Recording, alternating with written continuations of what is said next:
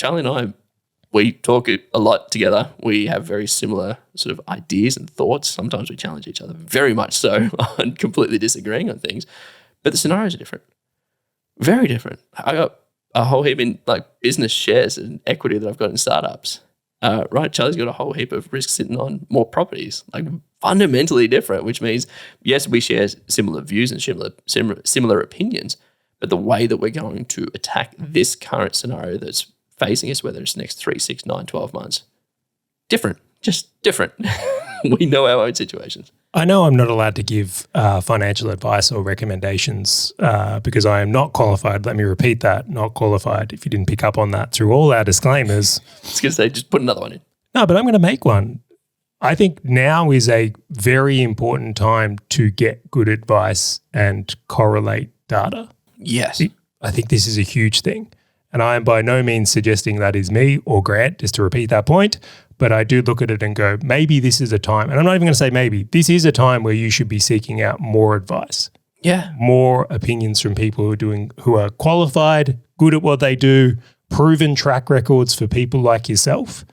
And really make sure they're on the ball as well, right? I'll notice this, that once people get a winner, they tend to like get biased. So even then is like the team you're with, the advisors you have, make sure you keep them honest as well. Yep. Assess that they're playing the game of today, not the game of 10 years ago. Yeah, same environment. Interest rates going up, inflation going rampant. What have you seen? What have other people done? How have you approached it differently? The thing I always like doing is it's like, I always term it as like acting like a child and ask like why 5 times. It's like why?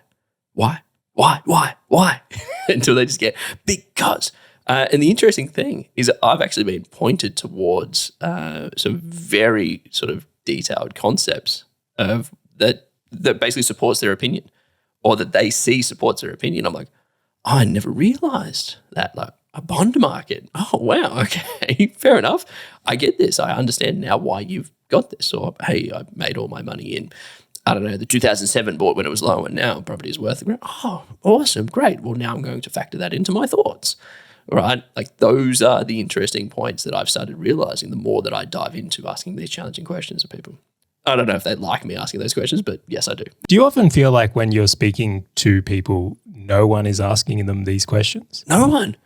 It's like, yeah, I'm going to steal this point. I agree, because it's like why. I can ask why like twice and they kind of run out.